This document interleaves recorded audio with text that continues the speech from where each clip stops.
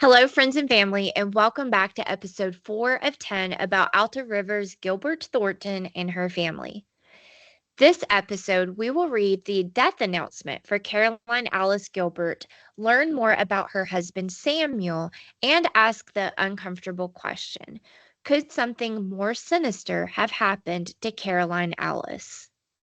What kind of man was Samuel Gilbert, and what would Alta's relationship with her father been like as an adult? Welcome to episode 4, titled The Mysterious Death of Caroline Alice Gilbert. As a reminder, here is where we are in our search for Alta Rivers. We've established who her family was based on the 1880 and 1910 census, as well as death certificates. I've looked high and low for her in the 1900 census with no luck.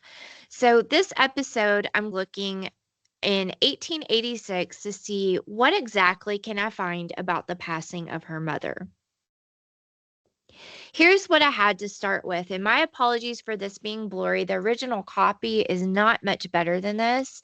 You'll see at the bottom it was issued August 2011, so this is a copy that my Aunt Susie got directly from Switzerland County Health Department. And reading from the top, we see that Caroline Gilbert died March 17th, 1886, in the Jefferson Township of Switzerland County. It says she was married, white, female, age 37. It says cause of death was paralysis of heart. Her parents are named to be Caroline Ridgway and Sam Ridgway, which is not exactly correct. Her stepfather is Samuel Ridgway, and her mother is Elizabeth Ridgway.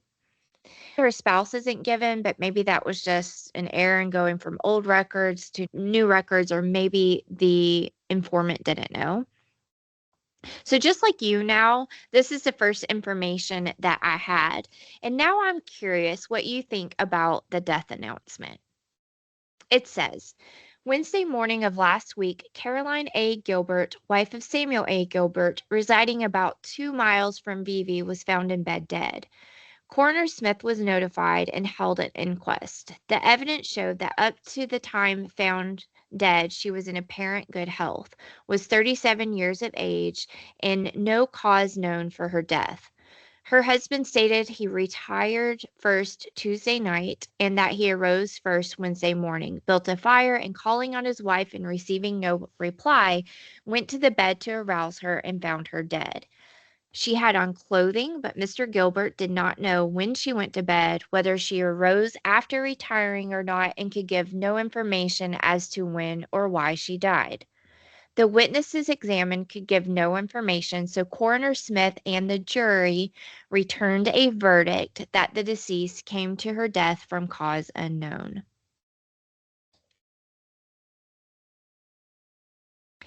Not knowing anything about anything, I can tell you that immediately something felt off to me about this article.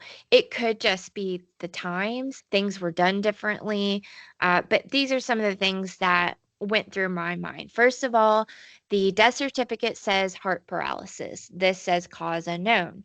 Why was a jury involved? Is that normal? I understand that the coroner will go to a home when someone is found deceased, but I'm not aware of a jury being involved. The third thing that struck me as odd is her age. Caroline was 26 on June 22nd, 1880, according to the census. So that should make her around 31 or 32 in March of 1886, depending on when her birthday was. I've come to accept being off a year or two on people's ages, but not 5 or 6 years. So it caught my attention as not what I expected. Next, the idea that in a household with 8 children, ages newborn to 15, that nobody was awake except for Samuel Gilbert, and he, rose and called for her and went into the room and found that she had passed away. I'm assuming that the kids were the witnesses, not really sure about that. But these were the things that were circulating in my head. And again, I thought, there are probably a lot of people out there that can explain a lot of this. I kept staring at this article, trying to figure out what it was that was really bothering me. And then it hit me. We know this is Alta's family. We know that according to her death certificate and other records, she was born in 1886. So I think for me, the biggest question is why would a woman who just had a baby be described in apparent good health? Was Alta born a little bit earlier in this, or is this just the men in this 1886 scenario not thinking about how she had just had a baby? Even if she had had Alta Rivers January 1st, 1886, I would have felt it's worth mentioning. And was it really a sudden death, as this article uses in the headline? This article the good people at Switzerland County Library gave to me, so I wanted to show it as well. It says all the same things. So I decided I needed to know more about Samuel and their marriage if possible. According to this marriage certificate, Samuel Gilbert and Caroline A. Babb were married January 23rd, 1868. If Caroline was 37 at the time of her death, that would mean she was born in 1849. The problem with all of that is that all of her other records show her as being younger. And this is going to be very important in episode 5. Her age becomes very important. So I'm going to show you the other records that would indicate that she was younger than this newspaper article states. There is some variation, whether it could be 1852, 3, or 4. So I've assumed the middle age of 1853, and let me show you why. Here is Caroline A. Babb. That's her maiden name. This census was taken June 1st, 1860, and it says that she was 7 years old. Typically, genealogists suggest that when uncertain about an ancestor's date of record, you should go with the earliest record because that's the one that's closest to memory. So if she was 7 in 1860 and the census record is taken every 10 years, she would be about 17 in 1870. And here she is on this record. It says that she's 18. Notice that the census is taken August 6th, so perhaps her birthday was between June 1st and August 6th. Again, if the census record is taken every 10 years, this is the age we would expect her to be for this time period. This census was taken June 22nd, 1880, and it says that she was 26. So 6 years later, we would guess her age to be about 32. Again, this is very important, and I will explain that in episode 5. But for now, let's keep dissecting what we know about her and Samuel. The next interesting thing that I learned is Caroline's stepfather, Samuel Ridgway, is also Samuel Gilbert's uncle. So first, look here at her parents. We have her parents as William Babb and Eliza. Eliza divorces William, which we will show in episode 6, and she marries Samuel Ridgway. The three of them are together in the 1860 census, which I just showed you, along with 2 other children. Now look at Samuel's parents on the left. We have Elijah Gilbert and Mary Ann Ridgway, Ridgway being her maiden name, and her brothers are Samuel and Edward. A little bit confusing. They're not biologically related, so that's not the issue. I just don't like the idea that Samuel Ridgway allowed his 14 or 15-year-old stepdaughter, Caroline, to marry his 26-year-old nephew. That definitely would not fly in modern times. And I know it's the 1800s. Maybe that wasn't as big of a deal in 1868. But my instinctual question when reading Caroline's death announcement was, what did Samuel Gilbert have to gain? Because it sure wasn't in the best interest of Caroline, a 14-year-old girl, to marry him. At least that was my first instinct. So imagine the validation that I felt when I discovered that Samuel had quite a bit of legal troubles in the first year of their marriage. As I showed you before, I had been searching for Alta Rivers in the Indiana archives. To my surprise, I found a match for Samuel Gilbert in 1869 in Switzerland County. And what I'm going to walk you through are 4 letters to Indiana's Governor Conrad Baker asking the governor to pardon poor Samuel Gilbert for theft. These are all of the screenshots for them. I'm not going to go through all of them. They more or less say the same thing.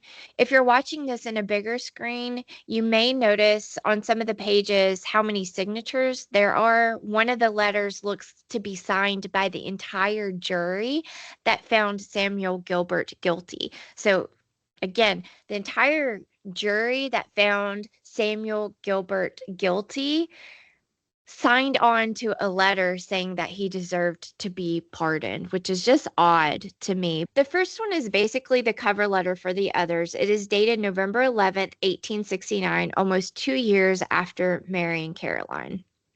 And I'm going to have to put on my readers. It says, "Dear Sir, a petition will be presented to you asking the reprieve of one Samuel Gilbert, convicted by the Switzerland Court Circuit at the November term 1869 of the crime of grand larceny. Having acted as prosecutor in said case, I must say I think the verdict sustained by the law and evidence, yet I think a case for execution clemency because the evidence clearly showed that said Gilbert to have been a young man of unexceptional character prior to the commission of the offense. I have also learned that he was intoxicated at the time of the commission, and said offense caused by a domestic difficulty, that he is not a person addicted to the use of intoxicating drinks. I leave a record of the evidence will be presented you with a full detail of all the evidence in the cause." Hopefully that's not my bad translation there, but it's signed yours truly, William D. Ward. So basically they're saying that they found Samuel guilty by the letter of the law, but that there are certain circumstances that they believe that he is deserving of a pardon.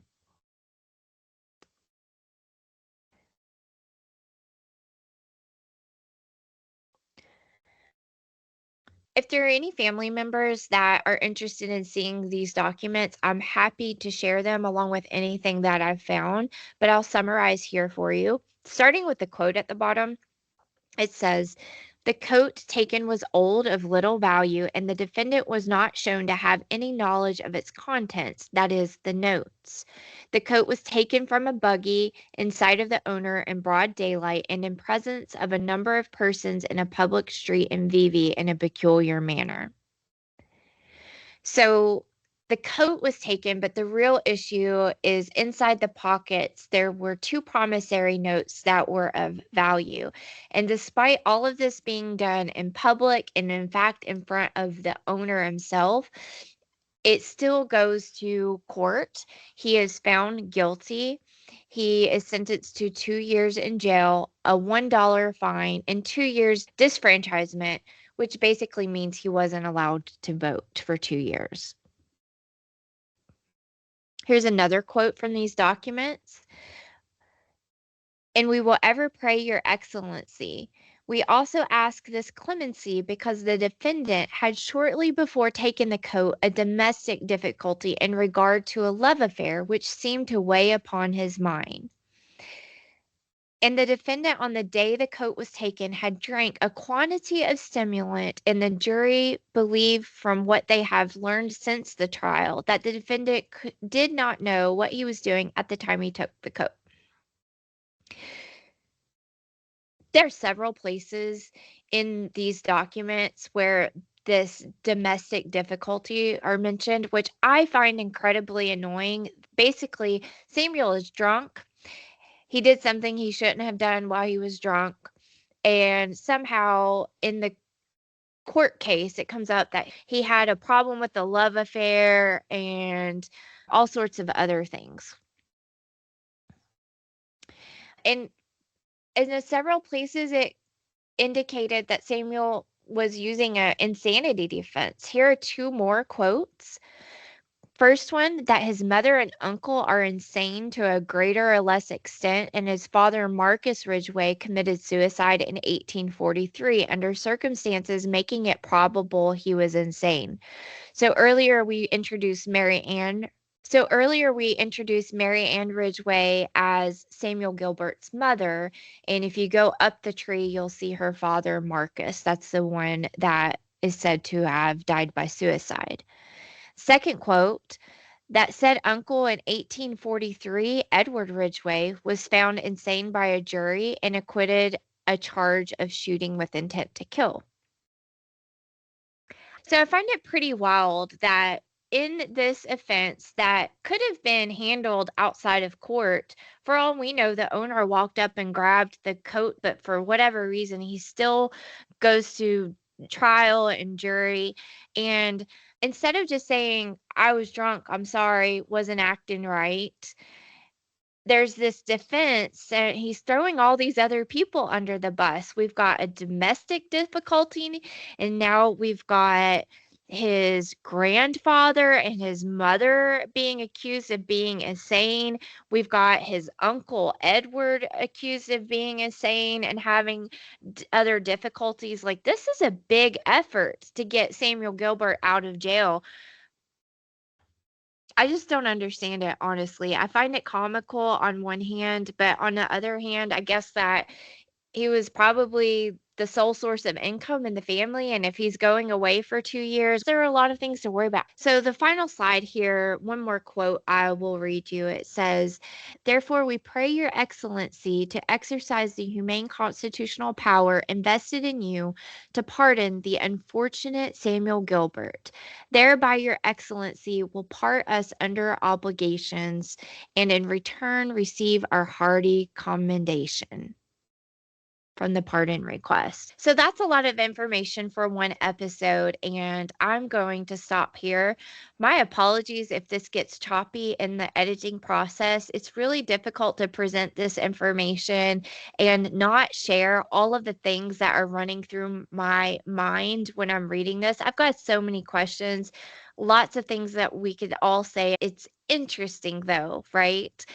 I hope you join me for episode 5 titled The Unfortunate Samuel Gilbert. We'll talk more about some legal troubles that not just Samuel had, but Samuel and Caroline had together and why her age becomes so important and why I find the timing a little bit suspicious, if not just extremely unlucky. I'll leave you with this timeline for Caroline Alice Gilbert, which we will fill in a little bit more in the next episode. Caroline Babb was listed as 7 years old, living with Samuel and Eliza Ridgway. In 1868, she's 14-ish, maybe 15, and marries Samuel Gilbert, 24. Sorry, I think I said 26 earlier. In 1869, Samuel Gilbert tried for grand larceny. Presumably, he receives the pardon because in the 1970 census, he and Caroline are found together, no children. We know that Robert is born around 1971. He's the firstborn of the Gilbert siblings, and the rest of them follow. In the 1880 census, we've covered several times. And then, of course, 1886, Alta Rivers is born, and Caroline dies. So that's where we are at with Caroline and how it attaches to Alta Rivers. And also, here's a summary of the research progress. Again, if anybody's ever interested in any of this, feel free to contact me. Thanks so much for joining me. I really appreciate the messages of interest and encouragement. As you see, I found some fascinating information, and it's just really important for me that these stories, as wild as some of them are not lost. So thank you again, and we'll see you next time.